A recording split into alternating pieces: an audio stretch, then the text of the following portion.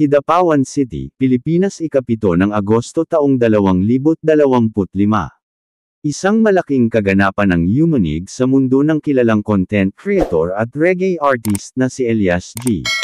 Lintukan Jr., mas kilala bilang Elias J.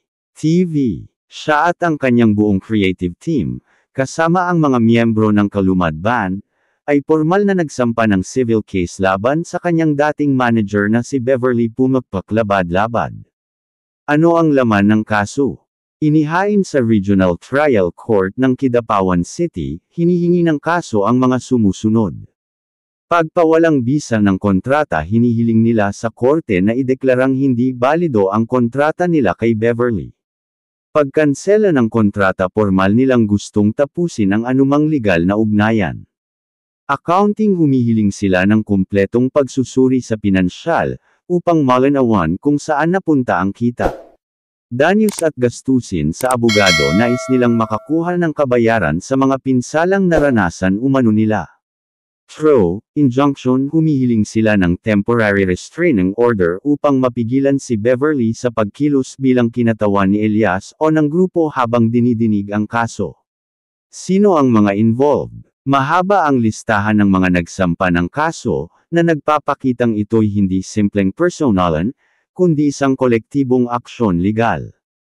Elias Lintukan Jr., Kit Aldrin Maro Hamser, Sherwin Bernardo, Axel James Villadors, J.V. Lavishers, Adrian Rama, Michael Kendall Gaudiano, John Dave Alborm, Kenji Bangkas, Ryan J. Porres, Ray Mark Banahaw, Jeronimo Banghanoy III. Pinaniniwalaang sila ang bumubuo sa core team ni Elias sa musika at produksyon.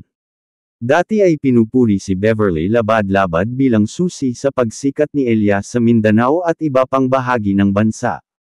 Ngunit nitong mga nakaraang buwan, sumiklab ang mga tsismis tungkol sa tensyon sa loob ng grupo. Ayon sa mga ulat, lumala umano ang alitan sa pagitan ni Beverly at ng live-in partner ni Elias na si Abigail Kerikitan, kaugnay ng selos, kontrol, at panghihimasok sa trabaho. Noong Hulyo, lumabas si Beverly at sinabi sa publiko na nakansela ang ilang malalaking oportunidad para kay Elias, kabilang ang mga TV interview, dahil sa personal na sigalot. Giit niya, ang lahat ng ginawa niya ay para sa ikabubuti ni Elias.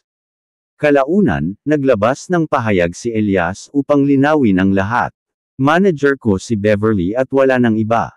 Pinapasalamatan ko siya sa mga nagawa niya, pero gusto ko ng katahimikan para sa pamilya ko at banda ko.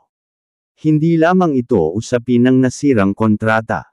Mas malalim ang isyong kinakatawan ng kasong ito, tiwala, pera, at kapangyarihan sa mundo ng entertainment. Kapag sumisikat ang isang artist, hindi maiiwasan ang banggaan sa direksyon, desisyon, at kontrol, lalo na kung magkahalo ang personal at propesyonal na buhay. Ngayong ikapito ng Agosto taong 2025, opisyal nang naisampa ang kaso at daraan ito sa tamang proseso ng korte. Kung aprubahan ng korte ang TRO, maaaring ipagbawal kay Beverly ang anumang pagkilos para sa grupo ni Elias habang dinidinig ang kaso. Ang alitan sa pagitan ni Elias J. TV, ang dating manager niyang si Beverly, at ang kanyang partner ay nauwi na sa formal na labanan sa korte. Ang dating matatag na partnership sa pagitan ng artist at manager ay nauwi sa usapin ng kontrata, danyos, at restraining order. Hindi pa malinaw kung ito'y magtatapos sa maayos na hiwalayan o sa mainit na laban sa korte, pero isang bagay ang tiyak.